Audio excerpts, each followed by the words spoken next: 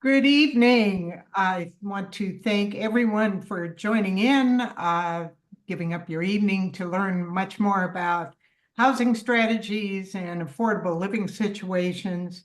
I want to thank you for joining in and learning about these issues and strategies to build sustainable communities.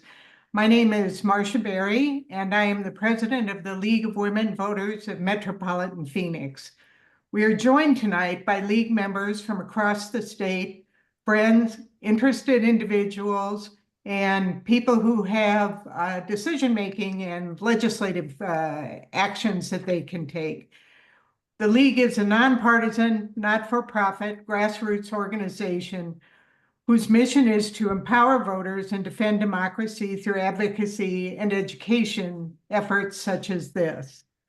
We know that housing challenges exist throughout all of our communities, and we're pleased that we have representation from across the state in as much as those challenges face us all. Our hope is that the information gained tonight will help you to engage in the development of forward-thinking solutions in your community and in your discussions with your fellow citizens. Before getting started, I want to just give you a few details about how this session will proceed. There will be a brief segment after Shane's presentation for questions. This is a Zoom meeting, and there is a chat available for you to put any questions that you have during the presentation. We also have a League member who will be monitoring the chat and can also, and will be able to field any questions that come her way also. So please enter your questions into that chat, and we'll monitor those, try and answer all that we can as time allows. We're asking that your microphones be muted and your cameras be turned off. And we will proceed moving forward with recording this session, and it will be available for viewing on the Arizona State League YouTube channel, which is LWVAZ on YouTube. And with that, I'm going to turn the presentation over to Pike Oliver. Pike is one of our League members who's been intimately involved with the team in working with Shane and in looking at these issues across the MP local jurisdictions. So with that, I'm going to turn it over to Pike. Thanks, Marcia, and good evening, everyone. And thank you for joining us this evening. As a proud alumnus of UCLA, I'm thrilled to introduce Shane Phillips, who manages the Randall Lewis Housing Initiative at the UCLA Lewis Center for Regional Policy Studies. In his LinkedIn profile, Shane describes himself as a researcher specializing in housing and land use policy, and he certainly is that. However, the profile also reveals that he did a bit of less research-oriented work with organizations such as United Parcel Service and a cable company for several years before he pursued higher education. Once in academia, Shane excelled as a student, earning a Bachelor of Science in Biochemistry from the University of Washington. And after graduation, he worked as a research scientist for 3 additional years at UW. However, while studying and working in Seattle, Shane found a different path. He became captivated by how cities function, and sometimes fail to do so. This fascination ultimately led him to apply for and be accepted into a dual degree graduate program at the University of Southern California, where he studied urban planning and public administration on a full scholarship. In 2019, 4 years after Shane completed his graduate studies, he received and also did some significant policy and project work. He was tapped by UCLA to take on a new role. And UCLA overlooked his connection to the University of Southern California and appointed him to lead a housing initiative It's focused on research, policy reform, and education. In addition to his research work, Shane participates in sessions like this one, produces and hosts the UCLA Housing Voice Podcast, which is definitely worth listening to, and contributes to several publications, including Atlantic Magazine and the Los Angeles Times. Shortly after the housing public policy position study for the league here in Metro Phoenix got going in April 2023, we discovered Shane's book, The Affordable City. And we're grateful that Shane authored this book, which advocates for simultaneous prioritization of work on supply, stability, and subsidy in housing policy programs and regulation. And it provides over 50 strategies to enhance housing affordability and success. Shane's 3S framework, as we came to refer to it, has been instrumental in guiding our work. We drew upon it to structure our report and recommendations, which we'll present to the league membership for review and consideration in the coming months. So Shane, thank you for joining us and sharing your insights this evening. Take it away. Thank you, Pike. I really appreciate the very kind introduction. Makes me sound much more impressive than I feel. But I do really appreciate it, and it's good to be here. Let me work on sharing my screen really quick. I don't know if this is going to show part of my screen or all of my screen, so let me know once I find the share button here.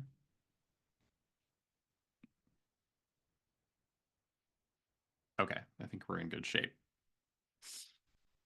All right, well, Pike, actually, you saved me a minute or two doing some introduction of myself, so I appreciate that because it means I have more time to actually talk about the housing stuff. But just to give a little bit more background about me and what I do and what I'm really interested in, as Pike said, I'm definitely a researcher at heart.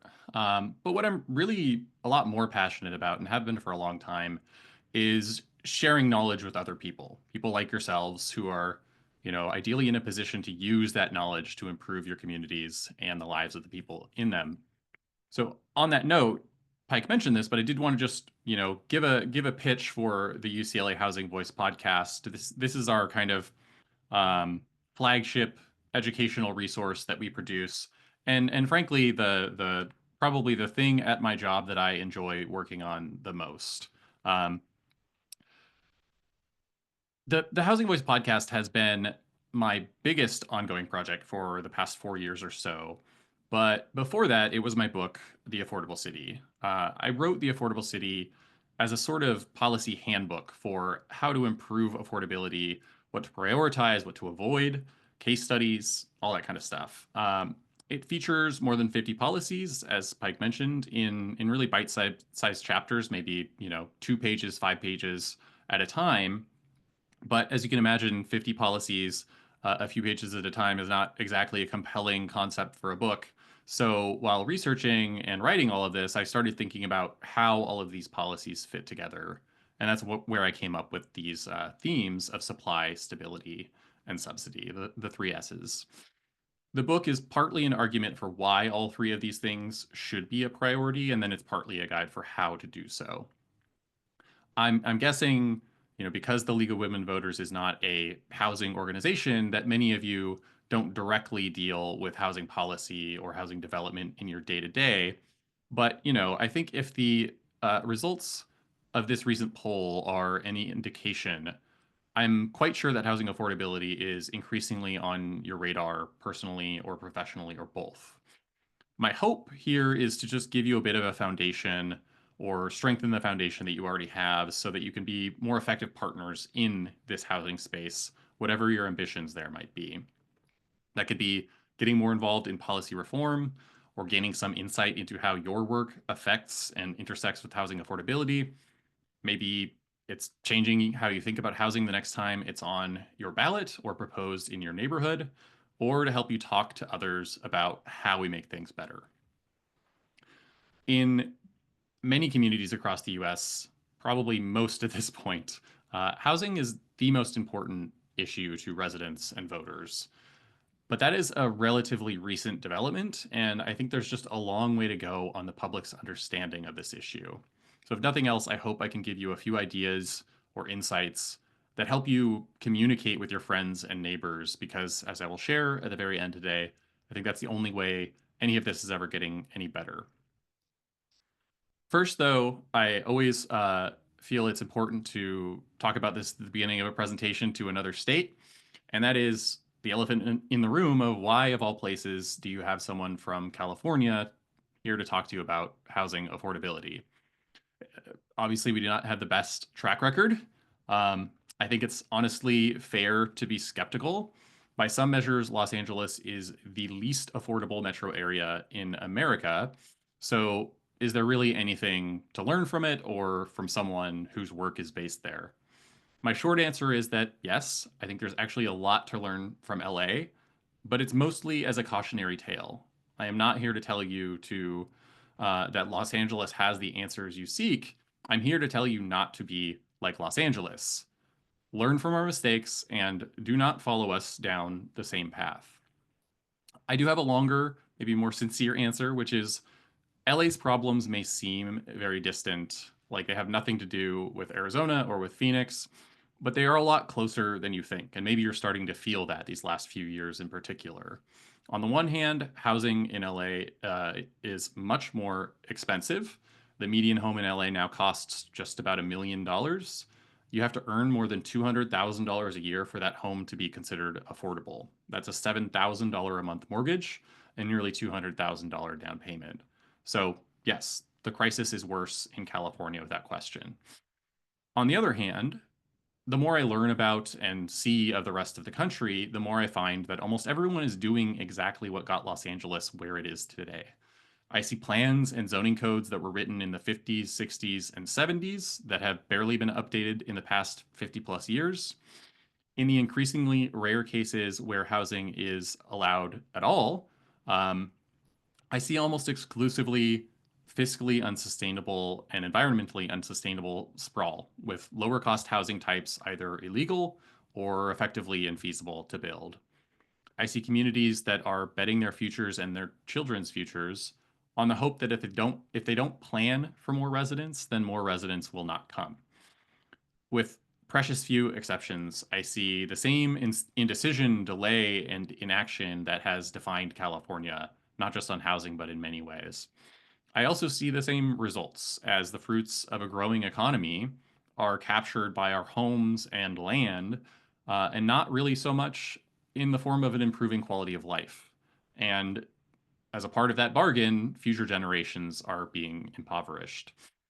Los Angeles is certainly reaping what it sowed from our years of inaction. Homes that cost more than double what the typical middle class family can afford here, the highest rate of overcrowded housing in the nation, famously torturous commutes, businesses struggling to pay their employees a livable wage, and a huge share of our budget going towards solving housing and homelessness problems that we mostly created for ourselves, more than $1 billion each year in a city with about a $13 or $14 billion annual budget. Worst, we have utterly failed the nearly 50,000 people in our city alone who have no place to call home on a given night, one in every 85 residents, about 4 of whom die on our streets every day on average. This was all done in the name of protecting our unique neighborhood character. Maybe that sounds familiar. The things that made LA special and that residents most loved and appreciated about living there. The sad irony is that we could not have destroyed those things more effectively if we tried. I am sure you've all seen toddlers hugging a little pet cat, pet dog. Yeah, and I'm going somewhere with this, I promise. That juxtaposition of pure, innocent love being expressed by a child, and then that look of desperate fear on the animal's face. It's adorable for sure, but after recording it for posterity, we tell our kids to never do that again. The reason, if I can make a bit of a strained metaphor here, is that loving something does not mean holding it so tightly that it can't breathe. We do not want our communities looking like this. We allow the things we love to exist and evolve separately from us because they don't exist solely for our personal gratification. They are not museum pieces to satisfy our sense of nostalgia. Most of us eventually absorb that lesson when it comes to living things, pets and friends, children, but not so much when it comes to cities and neighborhoods. In LA, we made the mistake of believing that we could build a great place and then freeze it in time, and that no one else would ever want to be a part of that wonderful thing that we had built. We believed that the built environment was more essential to the character of our neighborhoods than the neighborhoods themselves, and those neighbors are leaving. Too many people still believe these things, and we are living in the world that they've created. What I want to emphasize is that from a housing policy perspective, California jurisdictions are not so different from other communities across the country. If you look at the development pattern of Phoenix and Los Angeles, you'll see a lot is shared. What really distinguishes LA from most other places is that rising demand for housing hit earlier and it hit harder in our communities. But most of us are headed in the same direction, just a bit ahead or behind on that same path. Doing nothing does not prevent change, it just keeps you on the same trajectory. The good news in all of this is that it is possible to change course before you end up with LA-sized problems, before they become a lot more entrenched. But the longer you wait, the worse things will get, and the harder it is to solve all of these problems. On the other hand, the sooner you act, the more options you'll have. So returning to my book, The Affordable City is very much about policy, over 50 recommendations, but my focus in presentations like this is always on bigger picture priorities and kind of the communication side of things. I do that because policies are relatively easy to come by, and in scholarly and professional circles, there's actually fairly broad agreement about what it takes to improve housing affordability. The challenge is not coming up with effective policies, it's adopting those policies in a world of trade-offs, of winners and losers, and unintended consequences. And where changing course is always hard, even when we know the status quo is leading us down the wrong track. The challenge ultimately is convincing people that they will be better off in some alternate future and helping them imagine and then create that future together. My framework for thinking about these trade-offs, again, is the 3 S's: supply, stability, and subsidy. So we'll go through those really quickly here. First is supply. This is about making sure we have enough homes to meet current and future needs, not just to accommodate population growth, but to improve the housing stock and adapt to demographic changes like an aging population and shrinking household sizes. It's also about managing long-term economic and technological shifts like rising incomes and increasing remote and hybrid work. And it's about meeting other goals like preserving open spaces and growing employment and so on. It is not a coincidence that I list supply first among the 3 S's. I start here because the mismatch between housing supply and housing demand is the root cause of unaffordability in most US cities and wealthy nations of the world. Housing scarcity and housing affordability are mutually exclusive. You will not find a city in America that has both. They cannot coexist. Housing abundance is not always sufficient for affordability, but it is an indispensable ingredient. Fundamentally, prioritizing housing supply is about acknowledging that we live in a world of physical and economic constraints.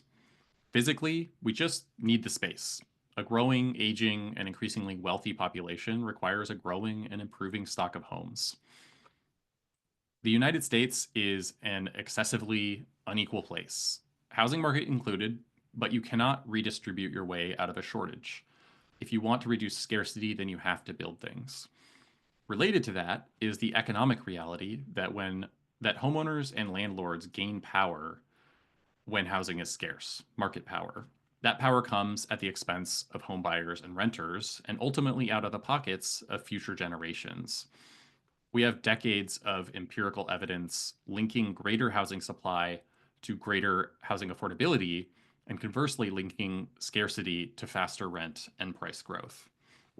To be clear, abundance is not just about the number of homes, it's also about their suitability to a community's various and ever-changing needs, from single adults to large families, birth to early career to retirement, urban to rural, and so on. The point is not that every community needs to build the same things, it's that most need to be doing more of a lot of different things, both in the number and the diversity of homes coming on the market. Next up is stability, probably the most controversial of the three S's in my experience.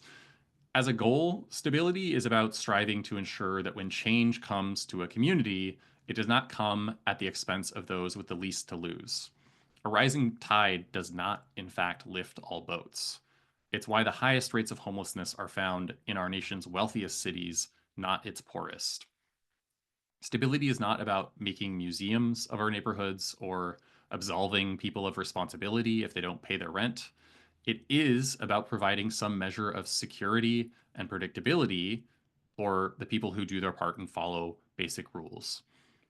But to put this more philosophically, if supply is about acknowledging economic and physical constraints in the housing market, then stability is about acknowledging our moral obligations as members of a society. That requires some basic protections against things like exorbitant rent increases and unwarranted eviction. This is something that, in the wake of the fires here in Los Angeles, we're dealing with as many homeowners and landlords are trying to increase rents 20, 30, 40% in the wake of the fire and gouge their fellow residents. In the past, I think the attitude toward housing stability was that if you wanted security and predictability, buy a home. That was always a flawed idea. One reason is that we would never actually had equal access to home ownership in America, and we are still very much living in a world shaped by policies like urban renewal and redlining.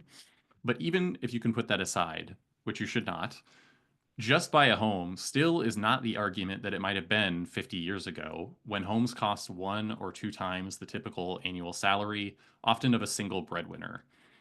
Now, there are very few places in the country where you can buy a home for less than 4 or 5 times the median income of a 2-earner household.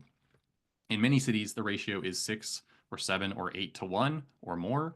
In Los Angeles, it is 12 to 1. Last month, I was speaking in Santa Barbara along the Central Coast here in California, where it is 16 to 1. That is your entire pre-tax household income for 16 years just to buy the median home, a typical home. That is not a world where buying a home is a realistic alternative to renting for many, many households. To be clear, stabilizing policies do not need to be so strong that landlords lose all their rights, nor should they so thoroughly erode profitability that housing supply dries up and no one wants to rent anything out. If they do those things, then they have failed. My argument is only that we need a better balance, and the right balance will be different in California than it is in Arizona, and it will probably be different in Flagstaff than it is in Phoenix. The last S is subsidies. In many parts of the economy, well-designed markets serve most people more efficiently and effectively than the government. Markets have incredible power, and that goes for housing as well. But no one believes that markets are infallible, and no matter how well designed the market, no matter how much housing it produces, it is not going to serve everyone adequately. The world and human beings are far too messy for that to be possible. By the same token, stabilizing policies are important and valuable, but they're best suited to protecting people from worsening circumstances like rising rents or eviction. They do not have much power to proactively improve people's lives. Supply and stability policies leave gaps, and subsidies are often an important tool for filling them, whether to support affordable housing development, fund long-term rent assistance programs, or shorter-term assistance like transitional housing, or operate homeless shelters, or any number of other uses that I'm sure many of you are familiar with. The reality is that as a nation, we already spend a whole lot on housing subsidies. It's just that somewhere around 70 or 80% go to homeowners in the form of tax exemptions on mortgage interest, property tax, capital gains, and imputed rent. Most of those homeowner subsidies also go to the highest income homeowners, those earning $100,000 or even $200,000 per year or more. So my view is that if you're skeptical of subsidies, fine, but I hope that skepticism applies to subsidies going to upper income people too. Without spending some level of public resources on housing, and specifically housing assistance for people who don't make $200,000 or more per year, and who don't already own homes, the gaps between rich and poor and between homeowners and renters are going to keep growing. Without subsidies, people who could have quickly gotten back on their feet with a little support can instead end up falling into worse circumstances and ultimately requiring much more intensive, long-term, and costly assistance down the road. It's a bad deal financially, and it's a terrible deal for the people who have to go through it. These investments are a way of making voluntary investments in people and in communities today so that we don't have to rescue them at much greater expense in the future.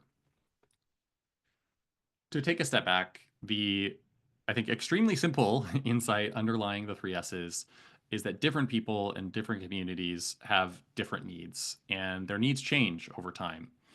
That being the case, it's impossible to serve everyone adequately with just one tool or policy or one housing type or neighborhood type, or by prioritizing only supply or stability or subsidy.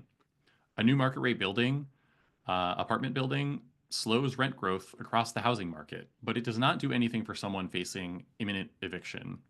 Supportive housing is very effective at reducing homelessness, but it doesn't keep homeownership within reach of middle-class families. And that's perfectly okay. No policy can do it all. The point is that each of the three S's has the power to shore up the weaknesses and cover the blind spots of the others. To do that effectively, though, you first need to recognize and acknowledge that each priority does have weaknesses and blind spots. Beyond the effects of all these different types of policies, this all, I think, matters from a coalition building perspective as well. Every community is going to have a wide array of groups and interests, and none of us is going to get anything done without making common cause with others. And that starts with understanding other people's needs and values. I think in a very politically mixed state like Arizona, that's particularly true. Evaluating our plans through the lenses of supply, stability, and subsidy is one way, not the only one, but I think an important one, of making sure that we're considering those different perspectives and pushing ourselves to identify holistic solutions so we can move forward on the same team and not hold each other back as opponents. Make sure I'm on the right slide here. Since writing this book, I've learned that not everyone is totally on board with the whole holistic approach. Some people will like the points in favor of supply policies like upzoning and minimum lot size reform, but not so much the stabilizing policies like rent stabilization or eviction protections, or vice versa. They may like the idea of more subsidized affordable housing, but not reforms to increase production of housing built for profit, or vice versa. So they will pick one or two policies or priorities and toss the rest. My strong recommendation, what I hope, is that you can think about supply, stability, and subsidy as a three-legged stool for affordable communities, something that is sturdy and resilient when all of the legs are in place. But if you remove any one, the whole thing topples over. Supply without stability can create unnecessary harm. It adds housing, yes, but often without any regard for where or what will do the most good or the least harm, like displacing existing residents. Supply without subsidies leaves many households with no money left over for food, healthcare, transportation, or other essentials, and sometimes not even enough to afford the lowest quality housing on the market. Stability without subsidy or without supply, that rarely improves conditions and instead really just manages or forestalls decline. Subsidy without stability can leave people without housing security. And when you lack housing security, it is harder to get ahead, to plan your life, and you are more likely to rely on public support in the long run. And last, subsidy without supply is a recipe for endlessly increasing costs. It is the story of Los Angeles in many ways, and why, after 6 or 7 years and a few $billions spent on supportive housing and homeless services, the number of people experiencing homelessness in our city is larger than it has ever been. Meanwhile, the cost of building a 400 square foot supportive housing unit has increased from an already high $350,000 to over $600,000 per unit. To be clear, there is no question in my mind that we would be worse off if we had not spent that money, but we failed to address the underlying problem of rising rents, which at the end of the day requires a supply solution.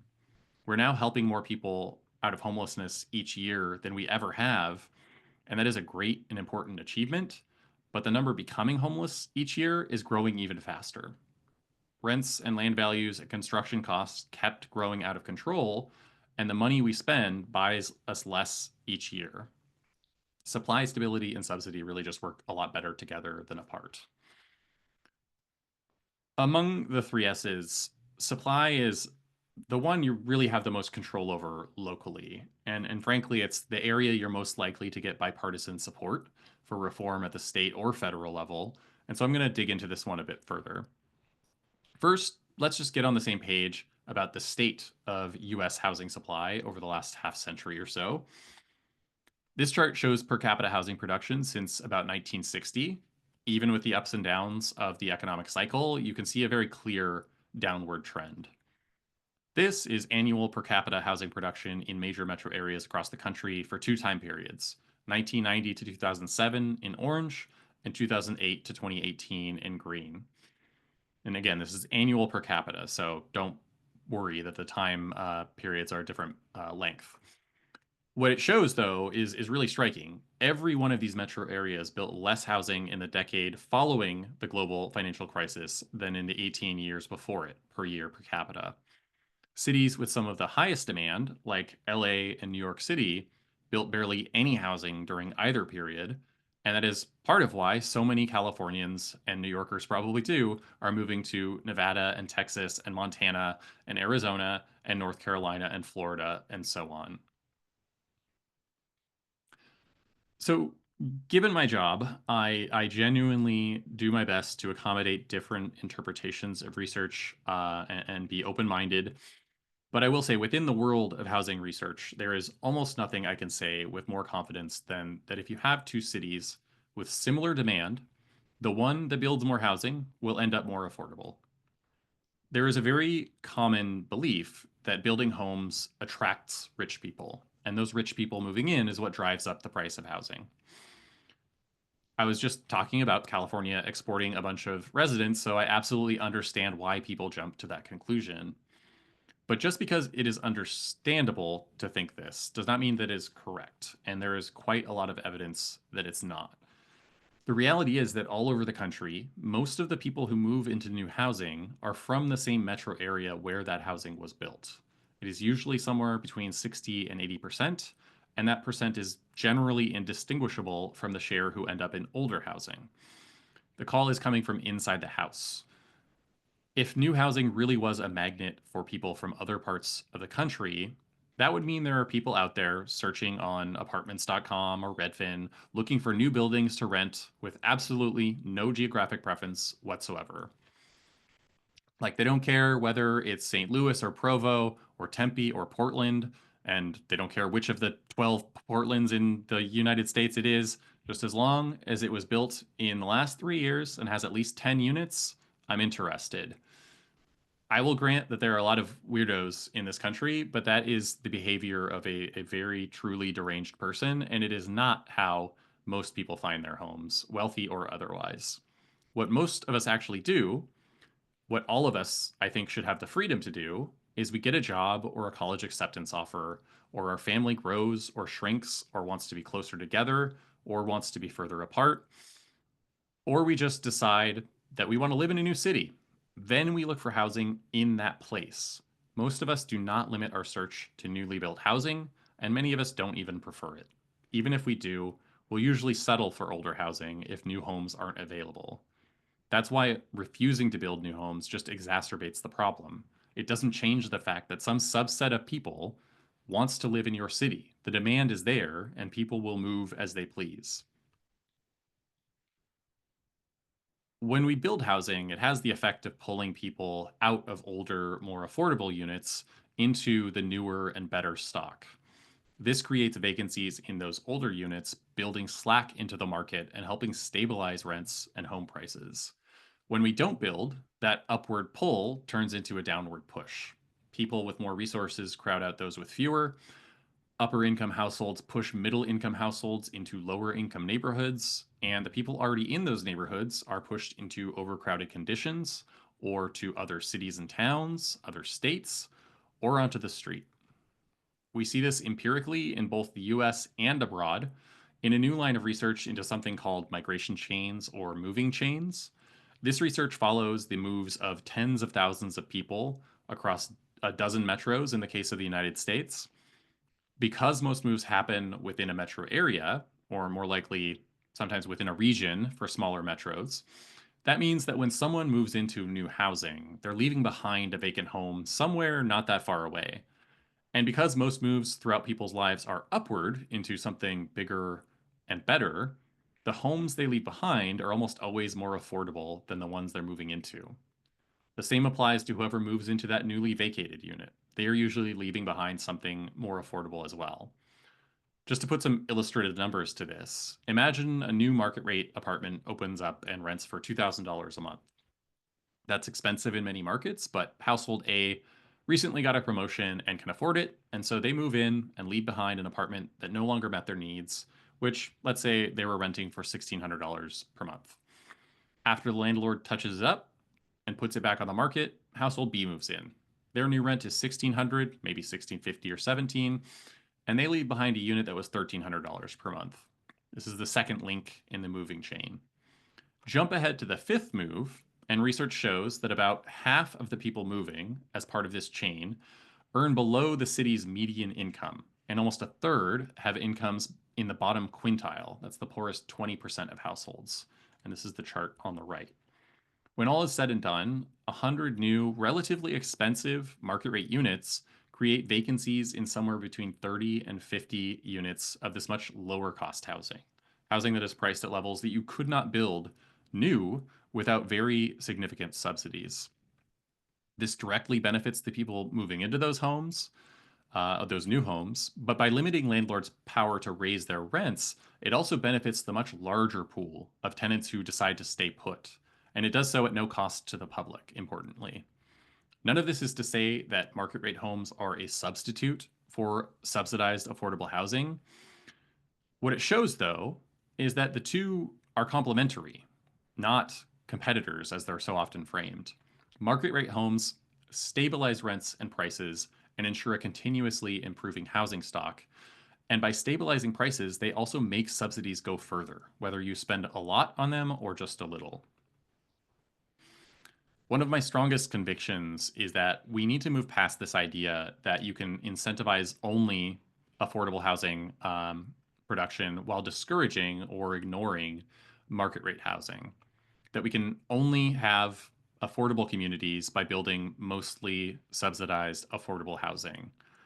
For one thing, that's just an ahistorical view, and one that ignores the vast differences in affordability that exist even today between cities with similar investments in affordable housing. Many cities and countries build a lot of market rate housing and subsidized below market housing, but I am aware of essentially none, especially in democracies, that builds lots of affordable housing but very little market housing. In the real world, there's really no such thing as pro-affordable housing but anti-market rate housing. It's either pro-housing period or it's anti-housing period. One second. Coming to the conclusion here, I promise. Another reason I focus on supply in these presentations is to emphasize how building more homes and more diverse types of homes is not just a burden that we have to bear. Growth certainly comes with its challenges, and they are not always fairly or equally distributed. But growth is also what gave us all of the things and places that we value today. It's an opportunity to build a better future for ourselves and for others. Opposing growth is in some ways an admission that our best days are behind us, and I personally refuse to accept that. In most of the US today, housing unaffordability is fundamentally a problem of demand outstripping supply. What I hope you will all appreciate and will encourage others to appreciate is that being in demand is a pretty good problem to have. Your kids want to stay here when they grow up, others want to come and put down roots. People want to invest their time and their money in your community, and that means new shops and hospitals and infrastructure, new and better services, and new friends and employees and neighbors. That kind of opportunity is a blessing and not a curse. With demand comes options, and that can be harnessed and turned into something positive. There are countless cities and towns across America that would frankly give anything to have a problem like that. On that note, I have come to the view that cities and towns really have just three possible futures to look forward to and to plan for. If you're in demand, then growth is inevitable, but the form it takes depends on your response. One possibility is that you channel that demand into a growing housing stock. The other is channeling it into higher home prices and rents. Demand will find an outlet one way or the other. If you build, it's possible to keep housing abundant and affordable. If you don't, you're forcing people into a cruel game of musical chairs. A game where those with the fewest resources are left with nowhere to sit, and really more to the point, nowhere to sleep when the music stops. Down that path lies worsening affordability, deteriorating homes, declining numbers of children and closing schools, overcrowding, supercommuting, and homelessness. Down that path lies Los Angeles. The third option is reserved for places without much demand, places that are stagnating or in decline. I really don't think anyone on this call wants to solve your affordability challenges by wrecking your economy, and I don't think you want to follow LA down path number 2. I think it has to be this first option. Here's another way of putting this. You could have a community that is appealing, affordable, and unchanging, but you can only pick 2. If it's appealing and unchanging, it is not going to be affordable. This describes places that draw a lot of people but build very little housing. Los Angeles is one such. Smaller cities like Berkeley and Boulder are others. If your city or town is unchanging and affordable, that's a pretty sure sign that it's lacking appeal. And this is the story of many Rust Belt cities after deindustrialization. If it's appealing and affordable, then change is coming. People are coming whether you plan for them or not, and that is ultimately absolutely their right. You can focus on the negatives and let that paralyze and overwhelm you, or you can do the work and turn that to your benefit. I'm actually going to skip these slides. If anyone wants to talk about missing middle and broad upzoning in the questions, happy to, but we're going to move right ahead to just about the end. As we do come to a close, I've talked about what some of the research says about policies to improve affordability. But I mentioned at the start that the real challenge is ultimately political. It's about convincing our neighbors to join us on a different path, and that is more complicated than any research study or development project. Fortunately, very recently, there is good news here, and it's also grounded in research. So recently, some colleagues published a study in which they surveyed thousands of Americans, asking what they thought would happen to prices if there was a sudden change in the supply of various goods and services, what's known as a supply shock in formal terms. When it came to things like grain and wages, people generally answered correctly. A sudden flood of supply will push down prices. Those people are represented by, I'm sure I've got the right thing here. Yep, represented by the gray bar, the gray part of each of these bars. People were especially likely to answer correctly when asked about a supply shock in the car market. And I think that might be because we just experienced one during the first few years of COVID. But when asked about the same question about a sudden glut of homes, only 30 to 40% of people answered this correctly. My initial reaction was that this is a big bummer and it's another barrier for reformers to overcome. Despite the evidence, people just were not buying the idea that more homes translates to improved affordability. But reading further, the researchers found that most people were not all that confident in their views on housing. Skepticism was their default view when it came to housing, and maybe that's because of how developers are presented in media and culture, or maybe because so few of us have actually experienced a positive housing supply shock in living memory. We don't really know why, but the survey revealed that this skepticism was not a strongly held position, so maybe they could change their minds. Fast forward to a year later, and the authors published a follow-up paper, this one looking at different informational interventions, which is really just arguments for building more housing, and they looked at how that changed people's views. Here, when offered different explanations about the effect of increased supply on home prices and rents, people revealed themselves to be pretty open-minded and persuadable. And if you have ever been to a public hearing for a housing proposal in your community, this may sound wrong. People at these meetings generally are not open-minded, they are not persuadable, and in many cases, they are not even decent. But that's really the point, I think. And it's what this research drives home, at least for me. The people who show up to meetings, who call their council members to oppose change, who refuse to negotiate or compromise, they are not actually representative. The reason housing reformers have been successful in so many places, and increasingly so, is because at the end of the day, we're engaged in an educational project. We're helping people to unlearn some of their unfounded or out of date assumptions. And although that certainly takes time, it's working because most people are actually open to that conversation. So that gives me a lot of hope that we are ultimately going to solve these problems. And I hope it leaves you with a bit of hope as well. I'll close just by restating, sorry, I skipped there. Restating something I've really already said. I just want to encourage you to tackle your housing problems in Phoenix and across Arizona with a clear sense of costs and risks and trade-offs for sure, but also with a spirit of optimism and positivity. There is a lot to gain from these reforms and from taking this problem seriously. The best places I visit are the ones where residents exude a feeling that the best is yet to come, and that is something much of California seems to have lost.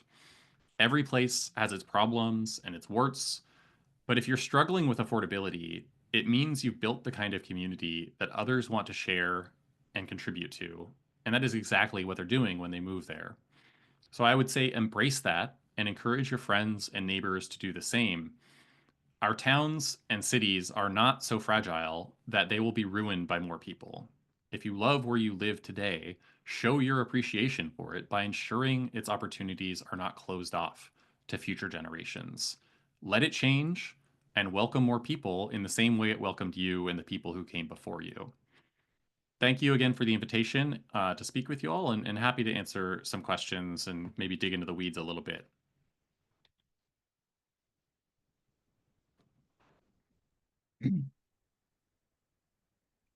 Okay, what I'm going to do is Ann, league member Ann Watson and Pike Oliver have been monitoring the chats, and I'm going to ask Ann to unmute. And do you have any questions, or do you or Pike have any questions? Well, Shane, we have a question from a planning and zoning commissioner from a town in northern Arizona. And those towns tend to be very lovely and high demand, but very low housing stock. And they're asking, they're facing the issue of combating the instinct that building more housing brings more people. Do you have any suggestions for messaging that would kind of help people change their minds on this? I mean, I think part of this, yeah, I mean, this is one of the most challenging questions. And if someone had completely cracked the code on it, I think we would not have a housing crisis anymore, because this is really the root cause in some ways. But, I think part of it is just, it requires one-on-one and small group conversations. There's really, you should not expect to convince someone all in one go that, these beliefs they've held for a very long time are just wrong. I think, the evidence we have on places that build more housing, on where people actually come from, on just the effect of more abundance generally, I think it's pretty convincing. But ultimately, I think what we have to do a better job of is find the people who can actually persuade the skeptics, because that's usually not going to be the person who works for the city or as a commissioner or the developer, certainly. It's going to be someone who they know personally, a friend or a family member who themselves has been convinced over time and cares enough about this issue to try to convince this person that they care about. I just feel very strongly, based on my experience over the years, that I frankly rarely convince anyone directly, and that's okay. That's not really my goal, especially if I'm having a debate with someone or someone is very skeptical of what I have to say. Um, I'm not really trying to convince them because the odds that I can are minuscule. If someone's up there debating with you, they've already made up their mind. What really matters, though, is making that argument for the other people in the room, or maybe planting a seed for that person that will, down the road when they have a conversation with someone who, they have a little more trust in, and are willing to assume a little more credibility. That's really where this comes from. But I think a lot of it is just, I will say one of the things I hear most often that is effective for real skeptics is just talking about your kids. You know, um, where is your child going to live? What is your plan? As people have children, as the population grows, where are they going to go? Do you want them to be able to stay here, or do you want your home value to go up to $1 million, but you only see your children once a year for Christmas? I think humanizing this is a really important aspect of it, but I don't think there's one thing that will work for everyone. In your diagram that you presented for affordable, appealing, and communities, one of our questioners is asking, is it possible to throw in the option of water, since for LA and also for the growing Phoenix area, the lack of water is going to be obviously an issue in the next 20 to 40 years. Is there what's your take on that? Yeah, I will not pretend to be, an expert on Arizona's water situation. I know that in California, our water situation, our problems with it are pretty overblown.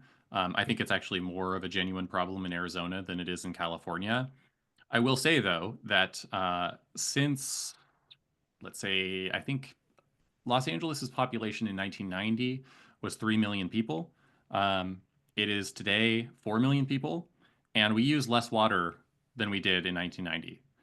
Not less water per capita, less water total. So we added 1 million people and used less water than we did before. And part of that is just probably the bulk of that is just increased efficiency. But a big part of it as well is increasing density and the fact that about half of water usage in our region anyway, and I think in many regions, is just landscaping. And as we have increased density to some extent, but also changed how we landscape our properties, we've managed to reduce our water usage very significantly. And so that's not, to dismiss the real issues that Arizona has. And I think, my understanding is you essentially have to have your like, decades of water guaranteed before you can build anything in Arizona. I think that's the case in Nevada, at least. We don't have something like that in California. But I do think how we build really determines how much water we need. And it's that, very sprawling, big lawns, those kinds of things that are the most water intensive by far. Thank you. Do you have an opinion about large rent-to-own developments? Do you think that's part of the answer or something that's going to make housing more unaffordable?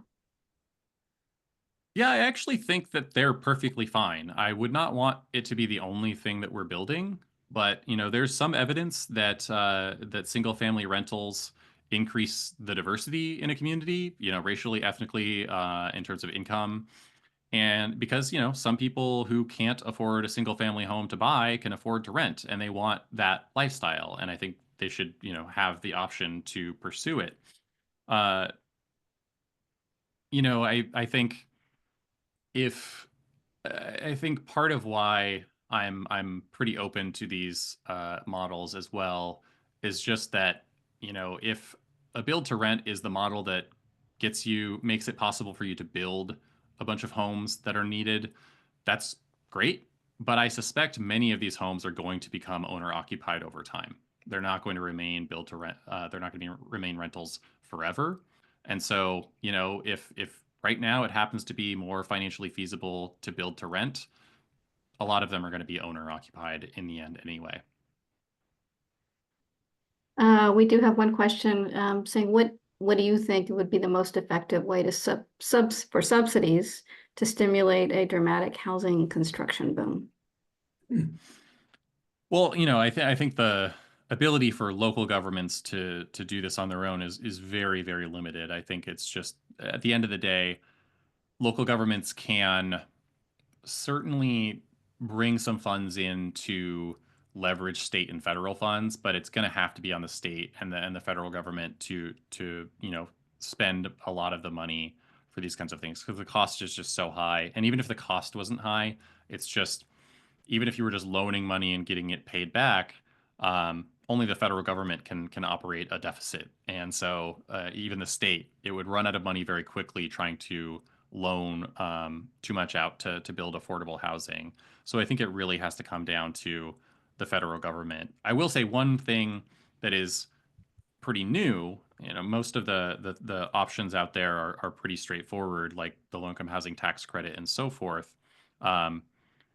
Something that is being done at the local level in Portland is they've had an inclusionary zoning policy for quite a while, but they've recognized, and that's a requirement to include a share of the units as deed restricted, affordable, rented to lower or very low income households.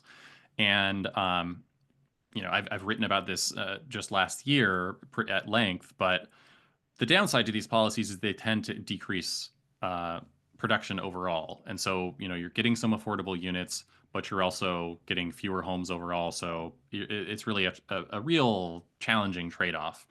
Portland kind of recognized that after having an IZ policy for 6 or 7 years, and they just adopted a policy to fund the program. So they're going to get those affordable units, but they're going to basically pay the developer for them in the form of a tax exemption for up to 10 years, a property tax exemption. So it's something where, to the extent it would not have been built, these buildings would not have been developed because of the inclusionary zoning, the tax exemption is allowing them to be created, and all they're passing up is 10 years of property tax, and then this building is going to exist for another 50 or 100 years while they get to continue collecting, and yet they get that affordable unit for a 99-year term. And so I think that's something. I also think there's real opportunity for lending, like mezzanine debt and that kind of thing. But I think this is like construction loan support. These kinds of financing options can be really effective. But again, I think that's more of a state and federal role. Okay. Now, recently the state has started to allow more ADUs, accessory dwelling units. I guess, what are the pitfalls and the benefits that have happened in other communities where ADUs have been basically opened up? Mm-hmm. Yeah, I mean, I don't know of any pitfalls. Part of why ADUs have been pretty successful is they're not. I mean, every housing reform is controversial at some level, but it's about as non-controversial as it gets. We build a ton of ADUs in Los Angeles after some state reforms.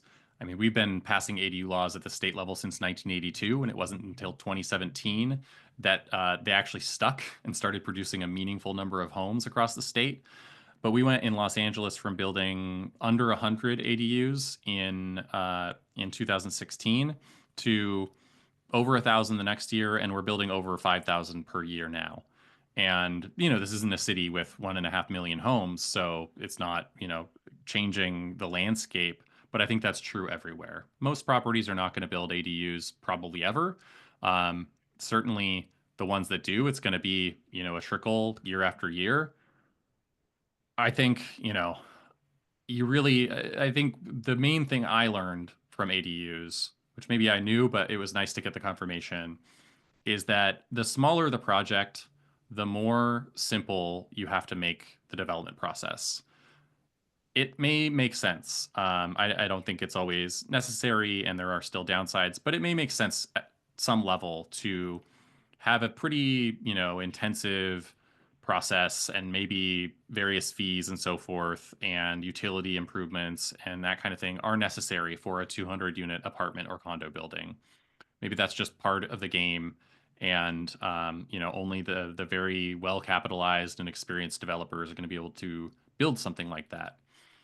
If you're building an ADU or a fourplex, you just can't, go through a 2-year permitting process or pay $50,000 per unit in fees or all of those kinds of things. And, an ADU in particular, these are generally not developers building them. It's homeowners who are just, working with a contractor. And so I think the smaller you go, the simpler and more certain the process needs to be. So, minimizing fees, having the simplest possible approval process, which really means like by right, no discretionary approvals, a very objective standards that anyone can understand and don't require review by a planning commissioner, for example. I think that's really the takeaway. I guess the one other thing I will say quickly is that people are always curious about, how many of these ADUs are actually being rented or occupied long term. How many are becoming short-term rentals or just, a guest house or that kind of thing. The data on this is pretty limited, but the data I've seen here in California is that it's about 2/3 end up occupied long term. So it's not every single one, but it's maybe more than many people expect. Okay. If I can, Now, I go ahead. see Gregory Freeman's comment, and it's sort of maybe it relates to the very first question, and I just to add to what I was saying in response to the first question, I do really think that we need to think a lot more carefully about how we structure the public engagement process. And at the end of the day, I think when we invite people to comment on a individual development project, what we are really saying is like, tell us everything you hate about this thing. When you just have a planning process that says, here is what you can build. If you show up to the planning desk with plans or an application that proposes to build something compliant with the rules, you can build it. I think that is a whole lot more fair. And actually, a lot of the people who would go get up in arms at a public meeting will just not care. If you don't invite people to comment on specific projects, most people just are not even going to consider the possibility that maybe I could show up and be mad about it. That's not to say there's no role for public engagement. That's not what I mean at all. It's that the point, the stage when we get the most engagement is the planning stage. That's when there's really a lot of effort that goes into reaching out to as many community members as possible, getting feedback from as many voices and stakeholders as possible. And I think there's something perverse about going to all that trouble, deciding, in our various plans, this is what we want to see in our community. And then someone proposes a project that is compliant with those rules that we all developed collectively, and a few homeowners or whoever gets to show up and effectively veto the will of all that much larger number of people. And so, this is why I think so many places are moving more toward by right approvals. And I think it's really important that when you do that, when you remove some of this discretion in these public meetings for individual projects, that you really have to make sure you're investing a lot of resources and time and care into that upfront planning process, because it can't just be, we have a very minimal planning process and we're going to get rid of the other public engagement that we do right now. Sorry. No worries. Do you have any thoughts about private equity groups? Obviously, we know what the impact has been in Phoenix in the last 10 years on the housing supply and affordability, but I'm kind of curious, what do you think is going to happen in the next 5 to 10 years with private equity groups and these huge investments that they've made, particularly with the economy going the way it is right now? Yeah, I mean, again, I don't know Arizona's specific or Phoenix's specific experience. I think the effect of these investments varies a lot. There are communities where genuinely a very large number of homes are owned by private equity, and there are arguably some real downsides to that. At the same time, if we look nationally, we're talking about a percentage point or two of the housing stock. It is a very minimal share. And, this is not to be overly dismissive, but I think sometimes, and this is true of short-term rentals as well, something where I advocate in my book for regulating them pretty stringently. I think they are also often pointed to as the problem, and they can contribute to it, but they are a secondary or tertiary problem in almost all communities at best. And it's really much more fundamental issues of zoning and building code and the very basic things of what we allow and what we don't in our communities. One of our viewers is interested to talk about is part of the housing solution changing the hearts and minds about what it means to rent and who renters are, since there is such a stigma in our society, it seems, for people who do rent homes. Yes, I absolutely think that is true. I didn't include this in my presentation, but I often do say that when we talk about homeowners building wealth, what we're actually talking about is a transfer of wealth. When my home value goes up, and I own my home, I like owning my home, there are many advantages to it. And frankly, the government is doing everything in its power to tell me I should own a home. And I'm not sure that's entirely a good idea. And we saw the consequences of that after 2008, for example. But, every dollar that my home value increases, especially when it's increasing faster than inflation, faster than wages, is a dollar that is coming out of someone else's pocket in the future. It is, it means that housing is going to be that much less affordable in the future.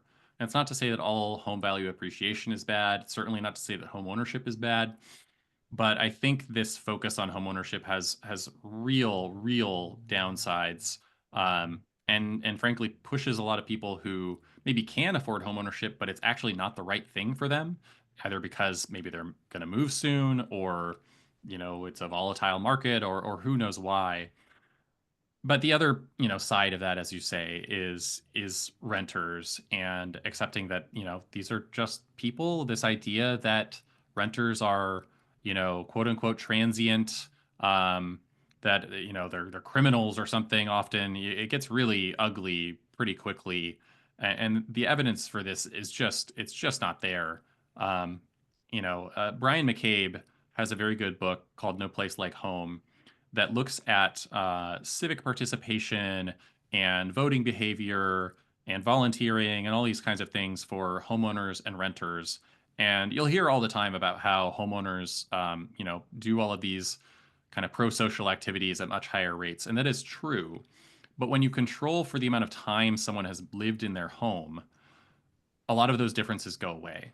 A renter who has lived in their community for 10 years or their home for 10 years acts very similar to a homeowner who has lived in their home for the same amount of time.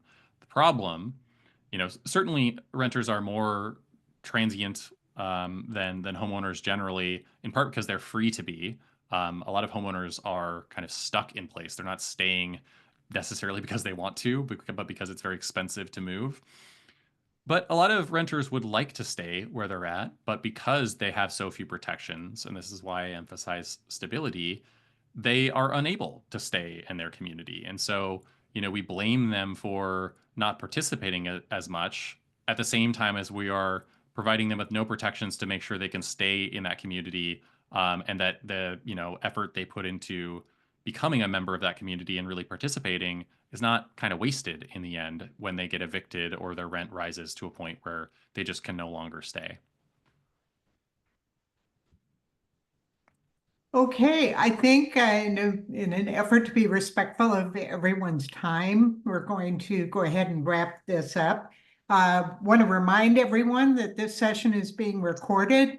It'll be available on the Arizona State League of Women Voters YouTube site, which is LWVAZ. And so please feel free to tell people about it, engage in those discussions. Shane, thank you so much for your knowledge and your expertise and your ability to coalesce around standards of policy development that can benefit us by at least being able to frame our questions within this framework. So we're very appreciative of that. Thank you. And so with that, if you have other questions for the League, we are the League of Women Voters, Metro Phoenix, and you can find us on Facebook and Instagram. And we're very grateful for everyone who showed up, and I hope you're able to take some learning away from this and help frame your discussions in your various communities going forward around these important issues. So with that, we'll sign off and thank you all for attending.